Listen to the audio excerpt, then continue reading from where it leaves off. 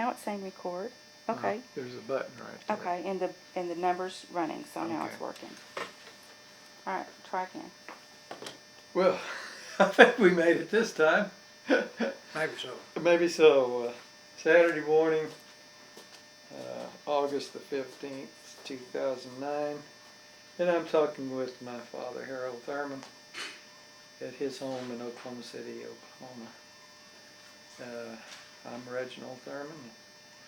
How old are you, Dad? I'll be 84 on the 9th of next month. 84 on the September, 9th of September. Well, I was interested in knowing about your life. We started off last time I was visiting with you, talking to you about your childhood. You were born in Texas, right? Yes. Ben Franklin, Texas. Near Cooper, Texas, Delta County. Your I parents? was 3 years old when we old. moved to Oklahoma. Yeah. To be with my grandparents' family, the Thurmans. Your dad's the oldest of 11 kids. Right. And he was Sanford Thurman. What do you remember about your grandpa, Luke, and Kate, and growing up around your Well, it was a big family. Older than your uncle? I guess there were only about 4 of them married, maybe, something like that. That's my earliest memories.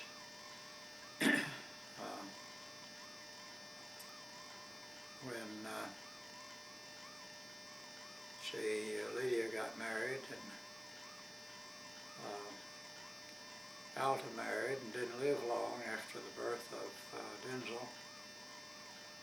always heard she had milk fever or something. Maybe so. What was that? It was just a condition fever, and they didn't know what to do about it. You never hear that phrase or that name used, I guess. I've heard mastitis with cows, but She was nursing the child. Yeah. Now then, all the ladies go to the hospital, and the doctors watch them for the first few days to make sure that everything's going well. Yeah. Well, Oklahoma was a pretty rough place for farmers compared with East Texas, at least in my experience. That dry land up there,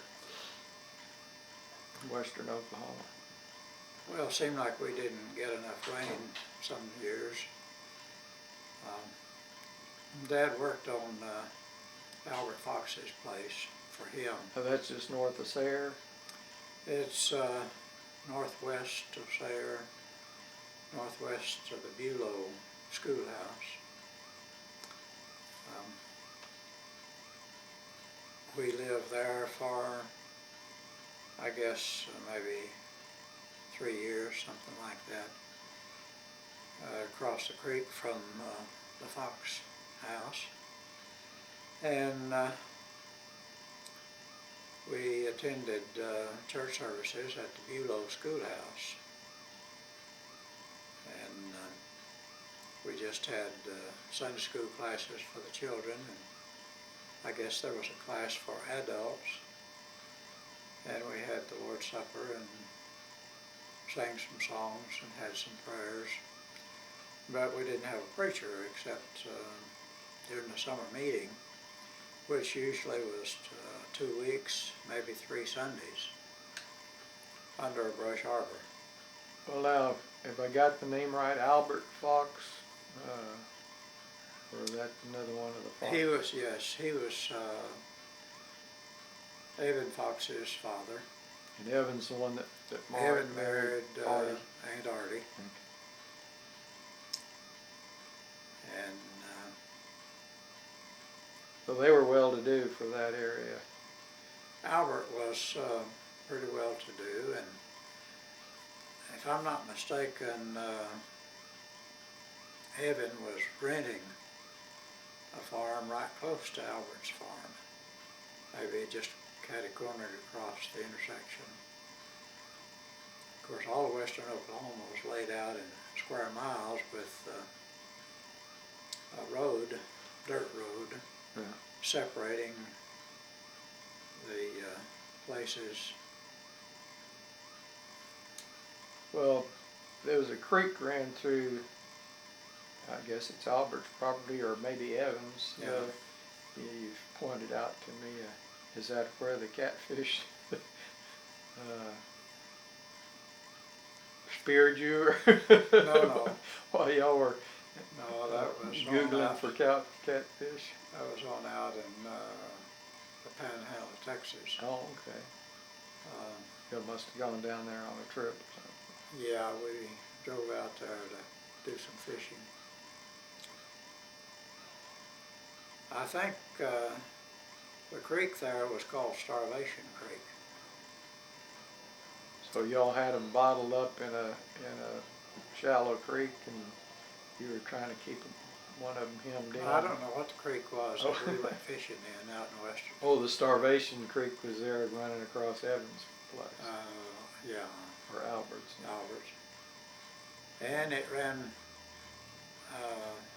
down across the back of Grandpa Root place. I don't know how they got the farm out there, but evidently they were paying it out. Maybe they bought someone's homestead. But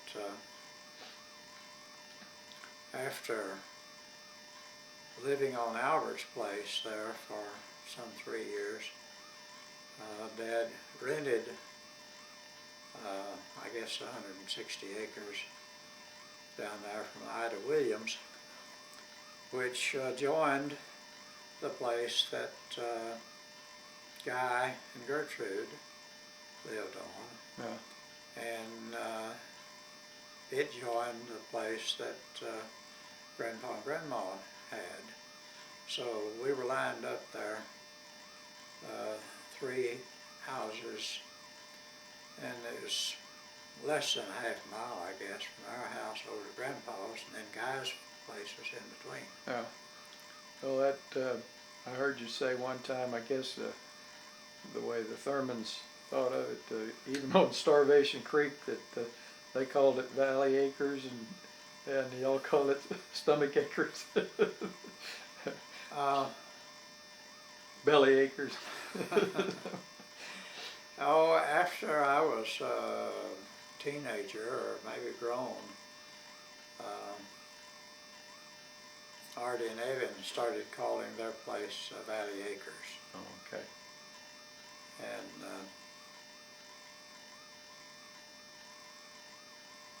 they wanted everybody to know that they had a big place out there. Well, I remember visiting one time. There was a big building out behind that Artie did. I started to say crafts, but ceramics. She showed us some of the ceramics that she had made, and I guess her sister. Well, that was after Albert and his wife moved to Elk City. Okay. His first wife died, and he married a woman from Sayre.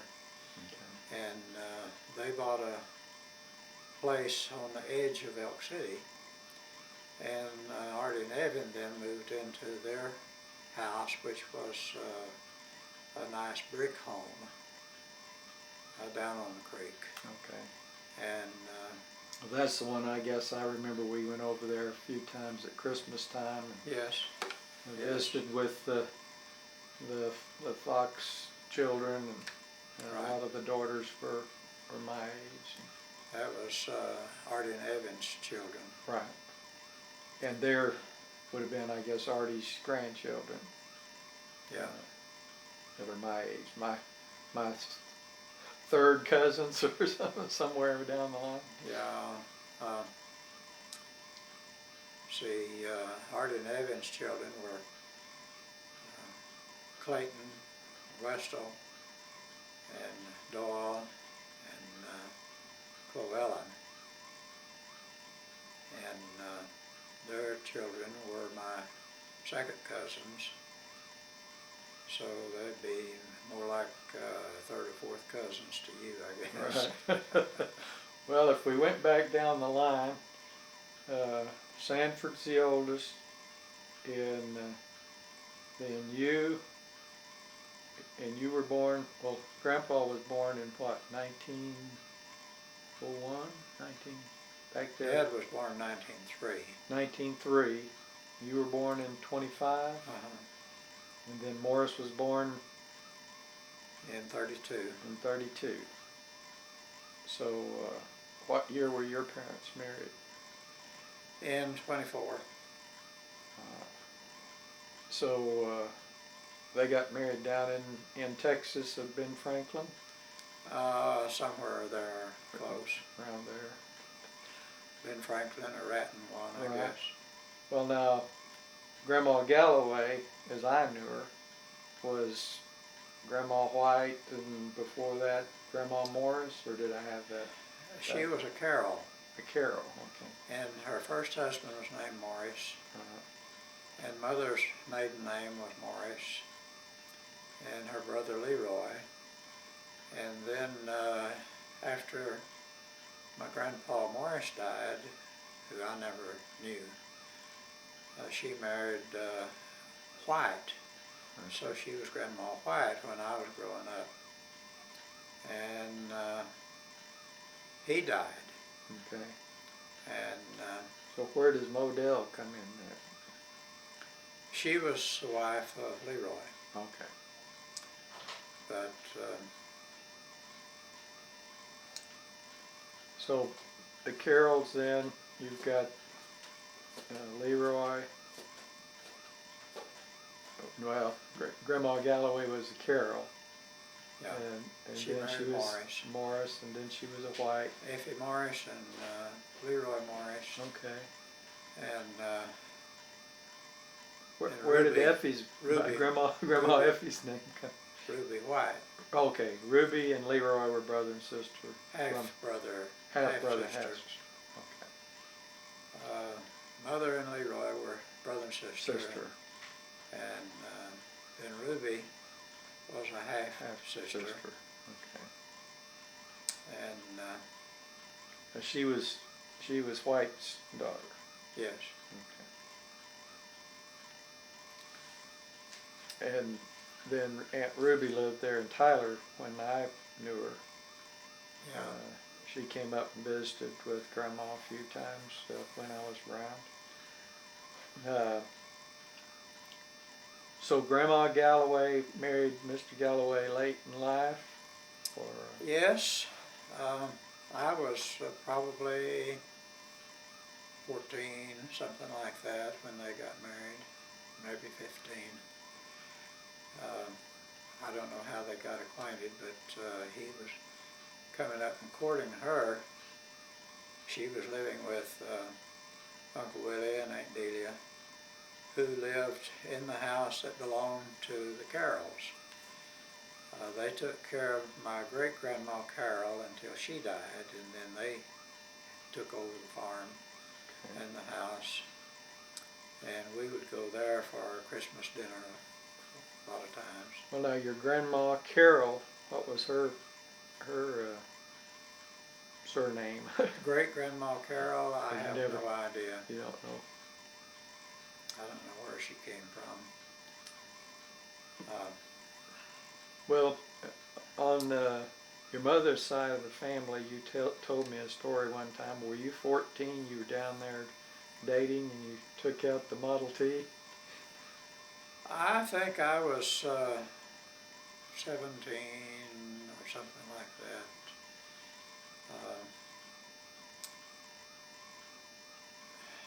Tell me about that occasion in the car. Well, we were down there. I don't think Dad was down there at the time. He probably was taking care of the farm at home. But we were visiting Grandma and Grandpa Galloway, then her name was. And Galloway had 2 children, a son and a daughter. And What was his first name? Did you know Mr. Galloway's first name?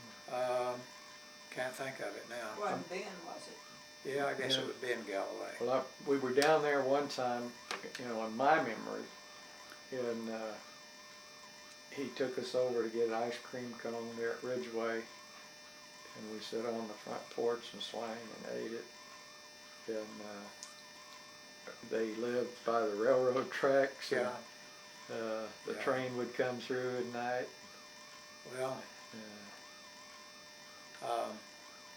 But you went out with one of his daughters? Or? yes. They first lived a couple of miles north of Cumbie. And then they later moved down to the house on the railroad track in the little settlement called Cumbie. Okay. But when we were visiting down there, his daughter and her husband came to eat, and the son and daughter-in-law of Ben Galloway came there to eat with us. But the daughter had only one son that I remember, and he drove this Model T around, and I had never driven the Model T, but he had it down there. And then the son named Galloway with his wife and 2 daughters were there. And the older one was a couple of years younger than I was, I guess. And so I asked her about going to the movie with me down to Sulphur Springs.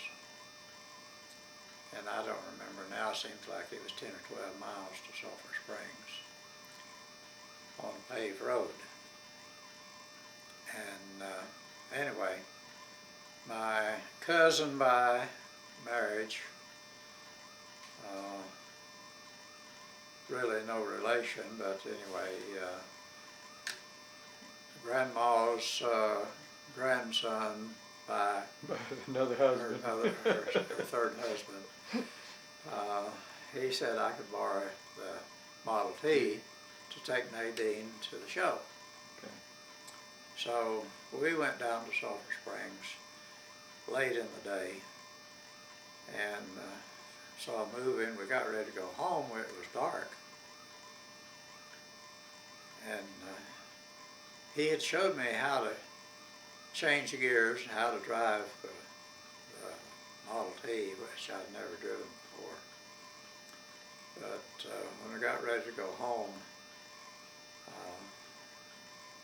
I discovered that the lights didn't burn very bright. They ran off with this magneto, and What's a magneto? well, it was like a charger, a battery charger, but Model Ts didn't have any battery. You had to hand crank You them. had to hand crank it, and after you got it cranked, well then the magneto would give enough electricity to run the car on, the spark plugs, and lights, And the and the headlights. horn, Uh-huh. which ran off of the magneto with no battery. Uh-huh. And going home, those lights looked like they would only shine about 50 feet. They were so dim that you could barely see the line in the middle of the road. Uh-huh. and it didn't go very fast. So we drove home about 25 miles an hour. Thankfully, I only met 2 or 3 cars, Yeah. but it was sort of nerve-wracking driving in the 25, dark when yeah. you couldn't see the highway. And if you met a car with bright lights, it'd just blind you. Yeah. And then it was a little while before you adjusted to the darkness so you could see where you were going. And I never did get off of the road, but I was glad to get her home. Well, the Model Ts, you know, my children or grandchildren would have about no idea of what a Model T looked like, or you were talking about the gears. You know, they had pedals, right? Yeah, you shifted gears with a pedal, and there was no gear shift. You got ready to shift, you just pushed the pedal. There was one pedal for reverse, and there was one pedal for the brake, and then there was a pedal to go forward. And after you got to going about 10 miles an hour, I guess, then you push that pedal again and then shift into high. So you just had low and high gear. But 25 miles an hour is as fast as going high Or gear. it might go 30, 35, but Not in the dark. you didn't want to go very fast in the dark. Well, now I've driven Grandpa's Ford tractor, Sanford. It had a thing on the steering wheel that you'd pull around to get more gas, and then it'd stay constant. There wasn't a gas pedal. Is that the way the Model T was? Yeah, it had a gas Lever. on one side and a spark lever on the other side. And Give it too much gas and it'd overdo the spark. Huh? well, you had to give it all the spark you could go Yeah. to go fast. Yeah. And when you got ready to kill it, well, you turn off the spark, Yeah. and it'd die. And then push the gas back up so it didn't flood. I guess I don't remember very well. That's the only time I ever Never drove a drove Model one. T. Well, there's another time, I guess you were younger, growing up. In my mind, it was down there visiting. You fell off the wood pile and broke your arm. We lived in Texas the summer of 1935. That was in the Dust Bowl days of the Okay. Depression. And So that was much later in your life than I was 7 or 8, 9, 9, going on 10 in 35. when the Dust Bowl hit. Well, it lasted a long time, Yeah. but one Sunday there, about 6th of April, I guess,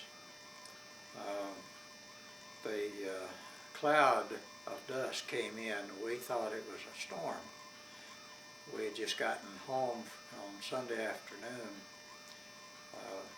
Usually on Sundays we would go to somebody's house for dinner. Sometimes it would be Artie and Evan's house, or sometimes it'd be over Grandpa's house. But we got home along, seems to me like about 4 o'clock in the afternoon that Sunday, and we saw this huge dark bank in the north, and it looked like it was at least 10 miles high, and you could just see it rolling on the top there. It was like the dust was spilling over. We thought it was clouds and we were going to have a tornado. So y'all moved to Oklahoma about 1929, and then this is about It was 7 or 8 28, years I later. guess, when we moved up there Okay. on the Fox place, and then around 1930,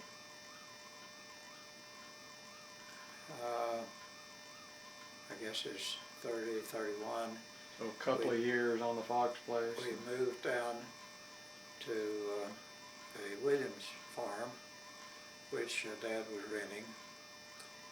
And Is that the one where the guy wanted you to use horses? no, That's later on. no, the lady lived in, she lived in a big house over there close, and then later on moved into Sayre And that's the Williams place. on the Williams place. But we were right close to Guy and Grandpa's. So that's about 31, 32. Around 31 there, and in 35, And whose place were you living on in 35 then when the it was storm? the Williams place. Okay, still living on the Williams place. But the dust was so bad, and we hadn't had any rain to speak of. And Dad said, we're not going to make a crop this year. And after that terrible dust storm, which turned out to be just dust coming down from Kansas, Dad decided that we needed to sell everything and move to Arkansas. A lot of neighbors had moved to California, and he heard that Arkansas had rain and maybe he could find a place to live over there. So we had an auction sale and sold everything except what he could load on this four-wheel trailer that he had built on a Model T truck chassis. And with the price of what he could get out of 2 teams of mules and about 27 head of Jersey cattle and 300 Leghorn chickens and several hogs. Plow instruments. Yeah, the farming implements and a bunch of seed for planting. All of it together with some of the household goods and some canned goods, everything we wanted to sell, it came to something like $600. And he thought he could make a down payment on the farm in Arkansas. So everything that we had was loaded on this four-wheel trailer.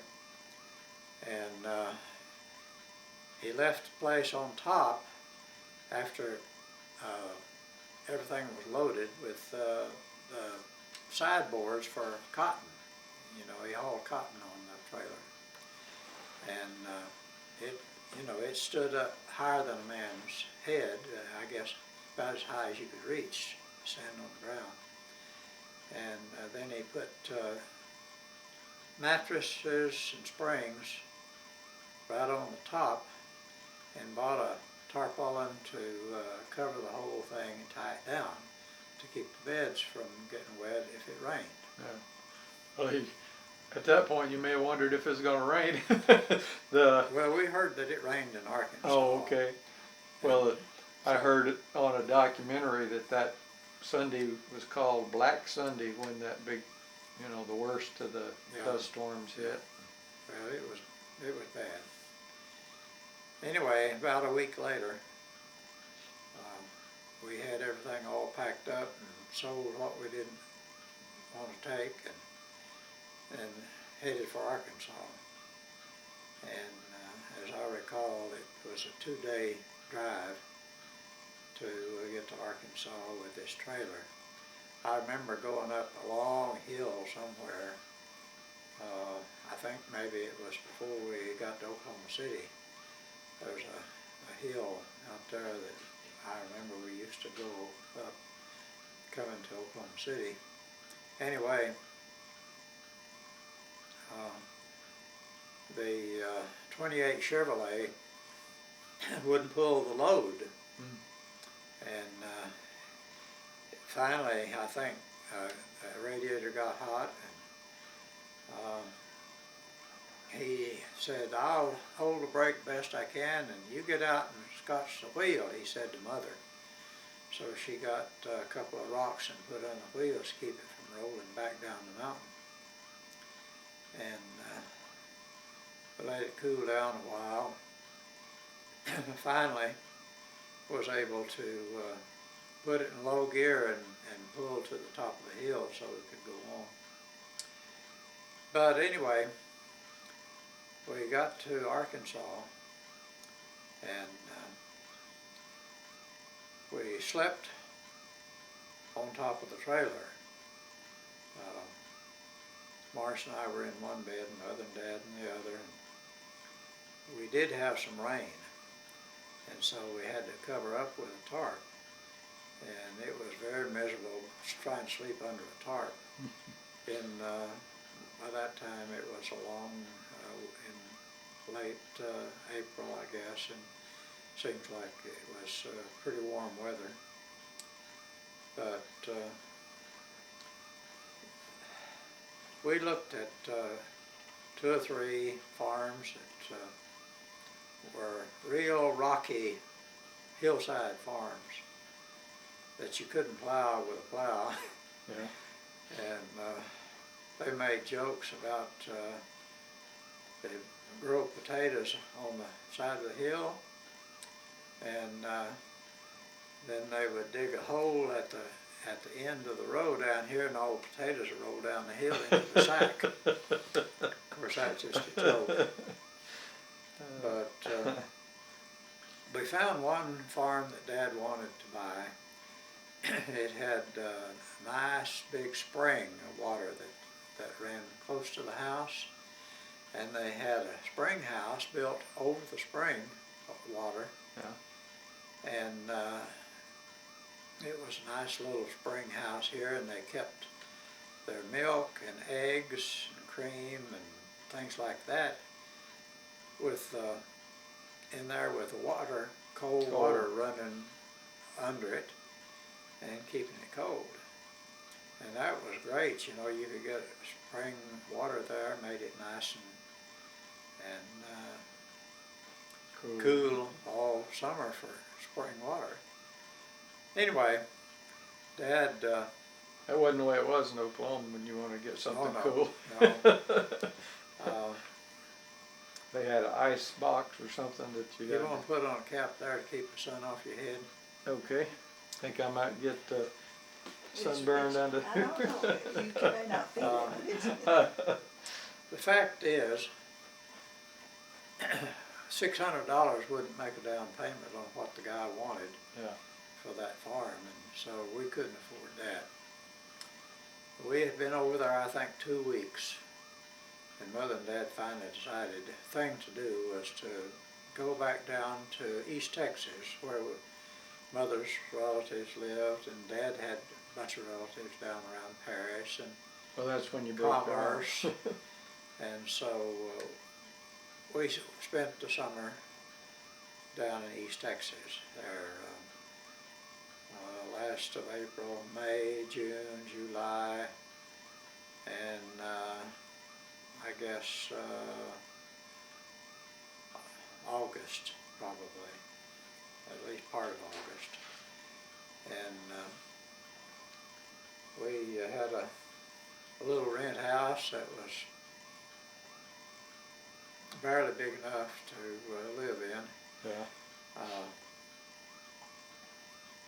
The kitchen was almost too small for 4 of us to eat at the table. Yeah. I slept in a little shed here, lean-to on the side of the house. It was just wide enough for maybe a half mattress, and that's where I slept. And I think Morris slept in the living room. It was very tiny. And Mother and Dad worked for Uncle Leroy, Yeah. hoeing Johnson grass out of the cornfield. Yeah. And pretty soon the corn was 8 foot tall, and it was so hot that you couldn't hardly stand to be in the cornfield. Yeah. It was hard work. And anyway, I was acting smart, and I was going to show Uncle Lee what I would do if those horses tried to run away.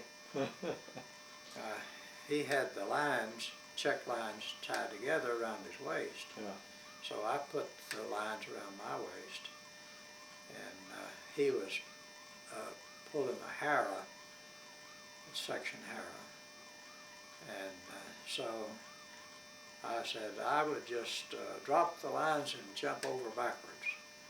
And when I did, I landed on my arm, and I got up and my wrist was bent, Yeah. and it was hurting terrible. And he said, well, you better go to the house. So I think I hadn't taken him a cool drink of water down there so he would get a drink. And so I hurried to the house, which was a quarter of a mile, I guess. Yeah. I got down there, and Mother and them, they said, well, you need to get that fixed.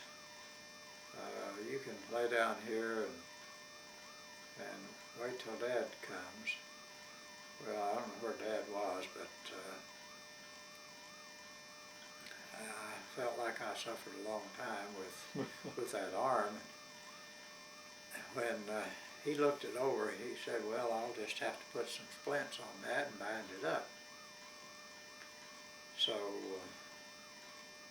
I think they had a 5-pound cheese box.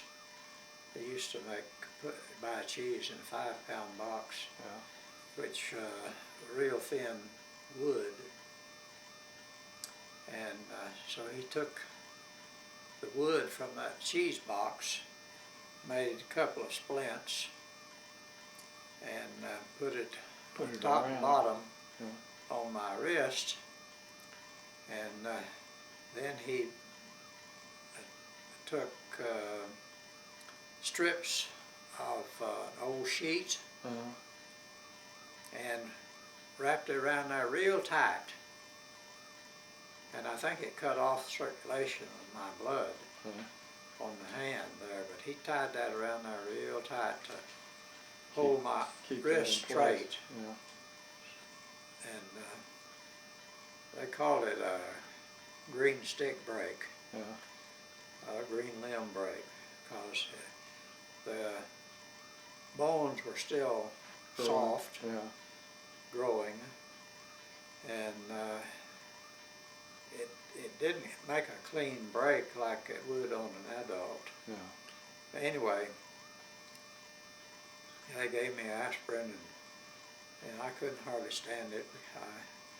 I suffered with that for, it seemed like all day and all night. But by the next day, well, it had gotten better. And I think they left that on there maybe a week or 10 days, and decided that it'd be all right because it was straight there, and I could use my hand and everything. And of course, they didn't have any money to take me to a doctor, and it would have been 12, 15 miles to a doctor in Cooper. So I guess it was a couple of weeks later, we went over to visit my grandma White over at Uncle Willie and Aunt Dealey's place, where my great-grandma Carol was. And we were over there, and I was playing on a wood pile. And one of those pieces of wood rolled, and I fell. And Busted again. it did the same thing a second time, made it bent. Yeah. And it was just as bad as the first time. And so that time I think I left it bound up for at least 2 weeks. Yeah. And I was real careful. You want that to I happen didn't again. want it to get bent and broken again. Yeah. So that's the only broken bone I ever had.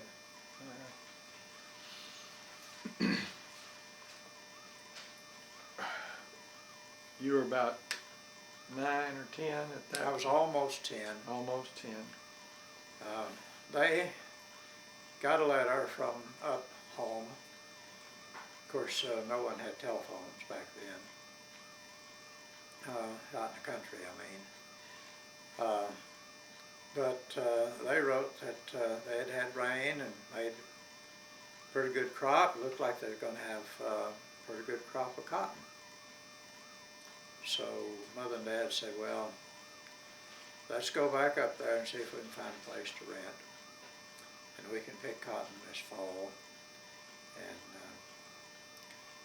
so they decided to do that. And moved back to Oklahoma. They rented a little house right close to Bulow Schoolhouse. And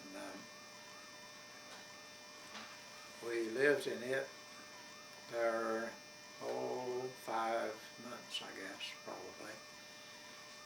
And I had been going to school at Bulow. I had finished the 4th grade, and so I started 5th grade at Bulow School, which was not over half a mile from where we were living at that time, renting this little old house. It was a tiny house.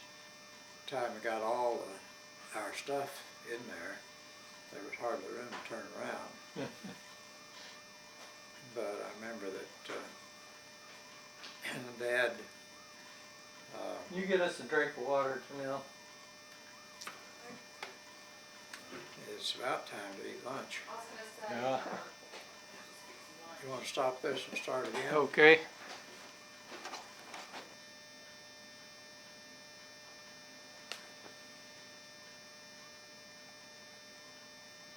All right, we're rolling.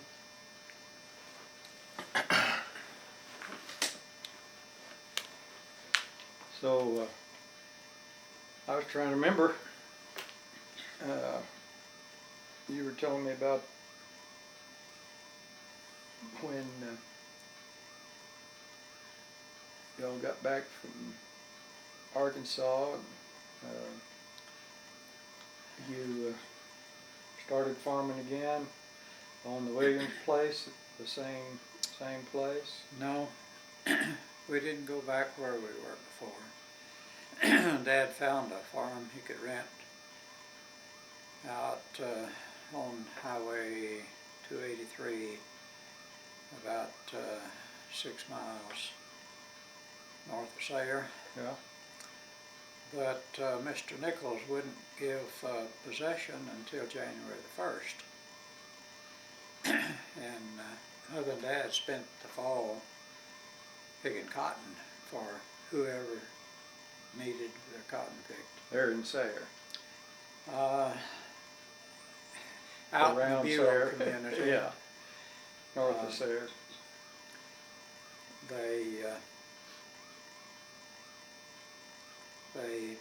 They pulled bowls, and I took care of Morris, who was at that time less than 3 years old, I guess. So I kept him up around the wagon, the cotton pile. Sometimes they did pile the cotton up on the ground. Yeah. After they weighed it, dumped it out. And we would take our lunch with us to the field and stay out all day. We had a water jug wrapped with gunny sack, tow sack, and it wet that good when we went to the field, and it would keep it cool for a couple of hours, I guess. But at noon, we'd have cheese and soda crackers, pork and beans, usually canned pork and beans, and sometimes a small can of Vienna sausage. And so it was a very scant kind of a meal for the hard work that Mother and Dad were doing, but we all seemed to have enough to eat. And they picked cotton and saved their money, I guess, all fall. And I was going to school there at Bulow. But we moved over on the Nichols place. That was about 1936. That was in January of '36. And I became a member of the New Liberty School then. I was living in the New Liberty district. We were right between New Liberty and Berlin. And the Mackeys lived across the road from us, and they went to Berlin. But for some reason, Mother and Dad put me in New Liberty School District, and so I had to walk half a mile down to the corner to catch the school bus. And just on the corner down there was where the Simmons family lived. And Lloyd Simmons became a friend of mine. He was just a year ahead of me in school.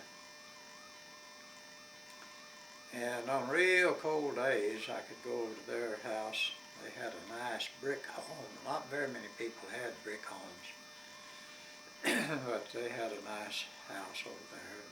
Sometimes I would wait at their house for the school bus to come. And then we would run out together to catch the bus at the corner. Which was less than 100 yards, I guess. But Dad made a deal to buy a team of horses and the farming implements from Mr.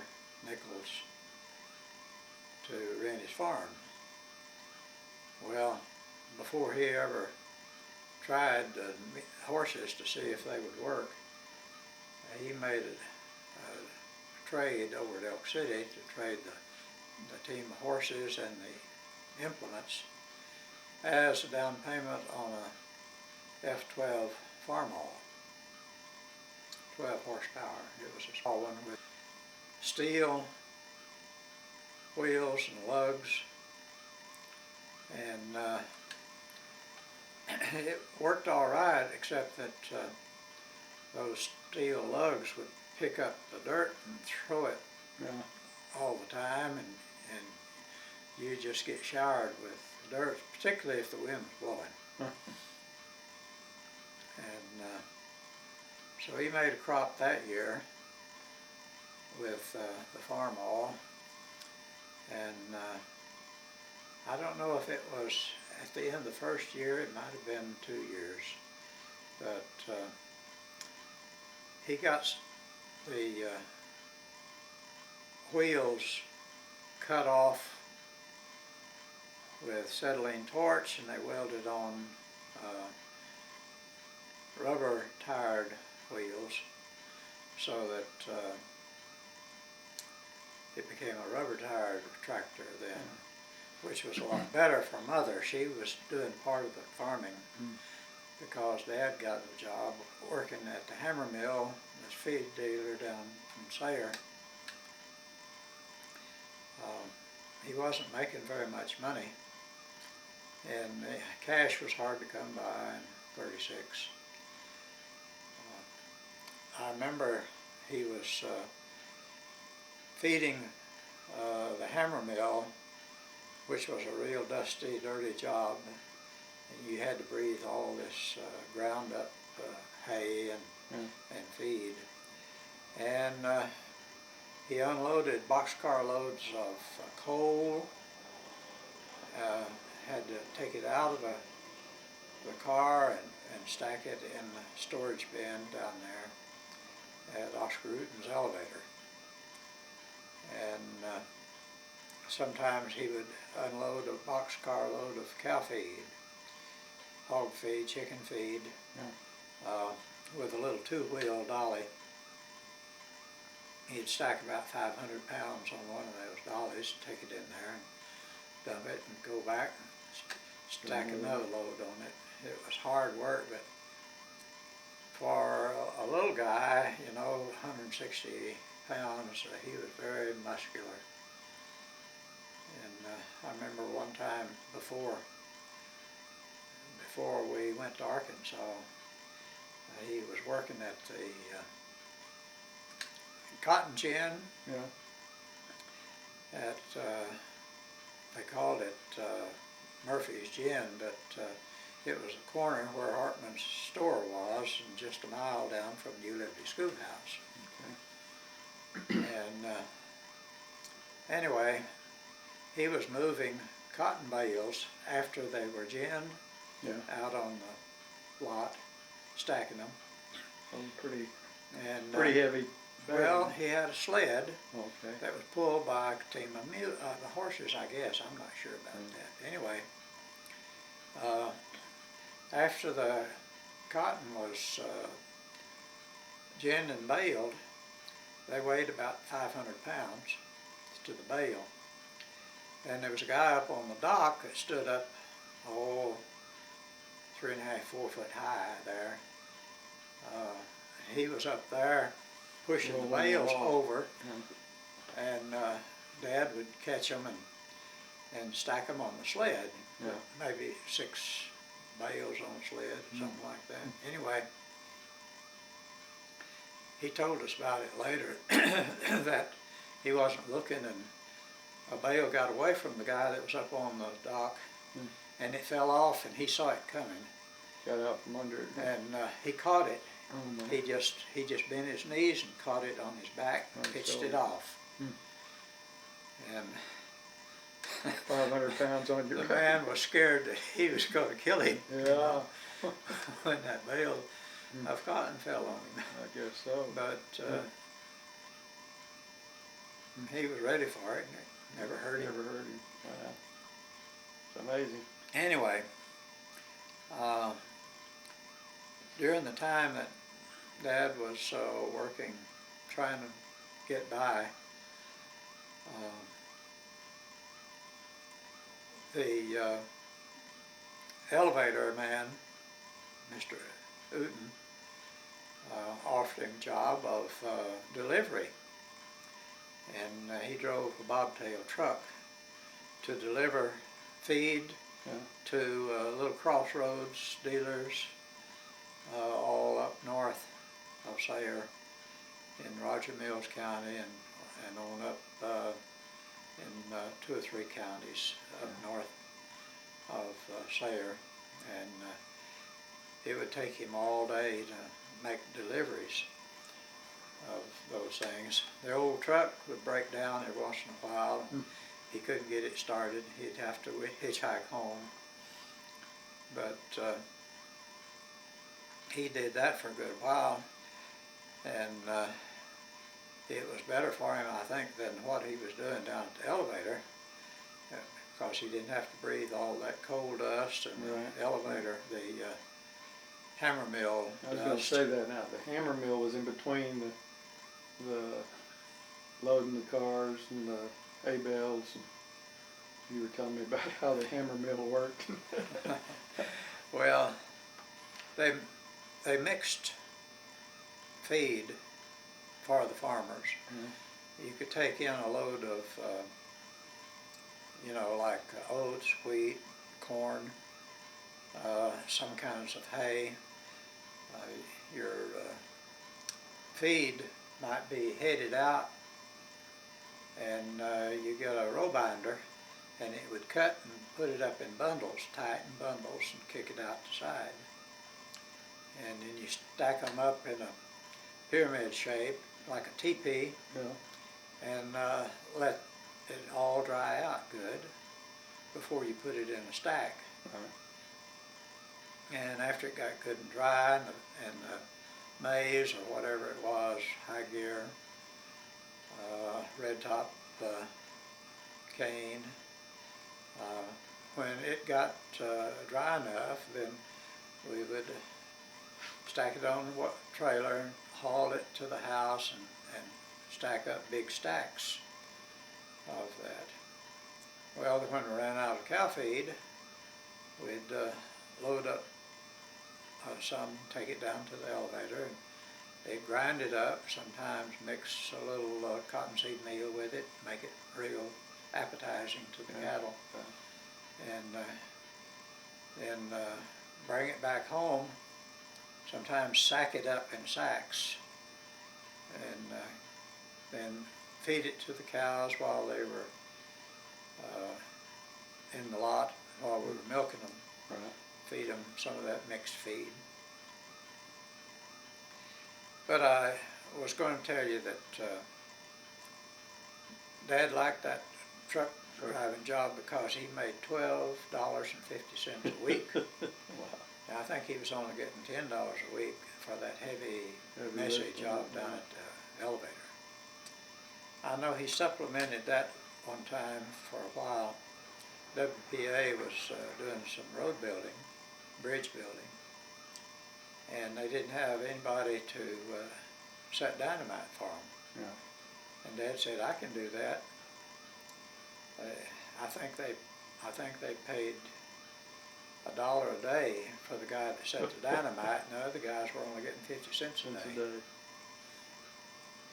on WPA projects.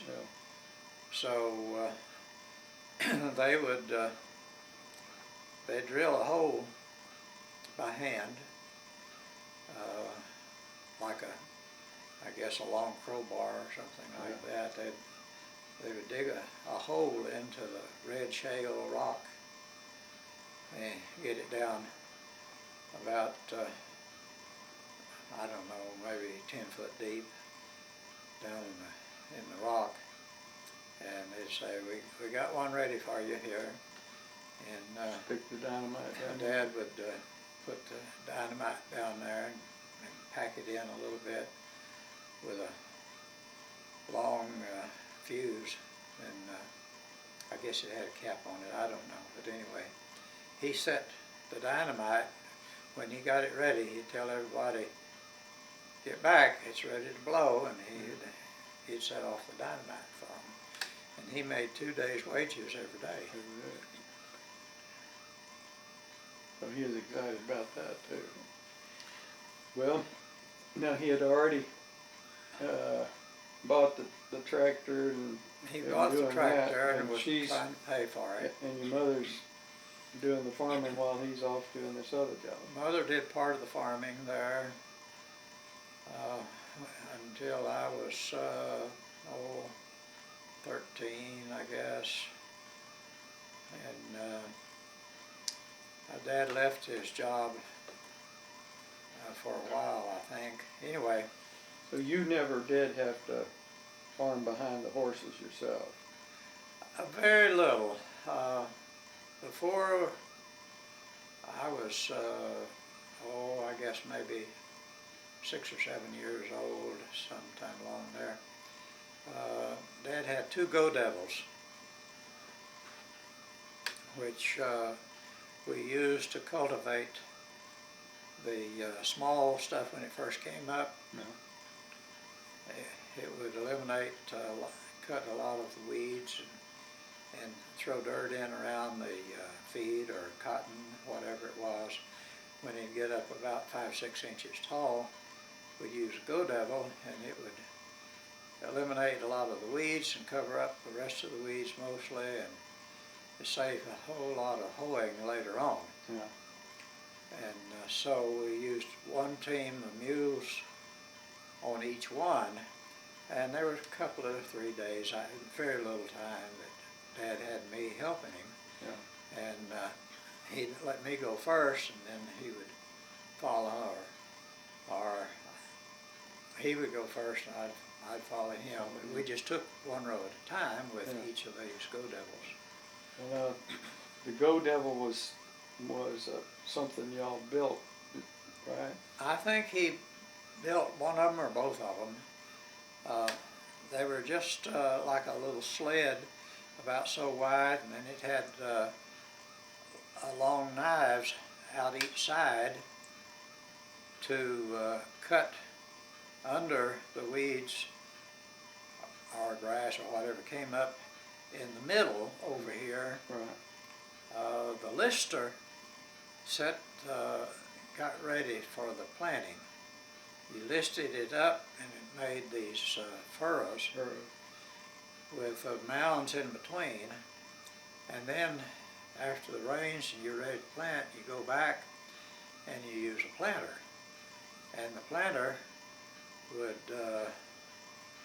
you list it the other direction, so you go down in the middle of to fresh soil here that's still wet, damp, and make a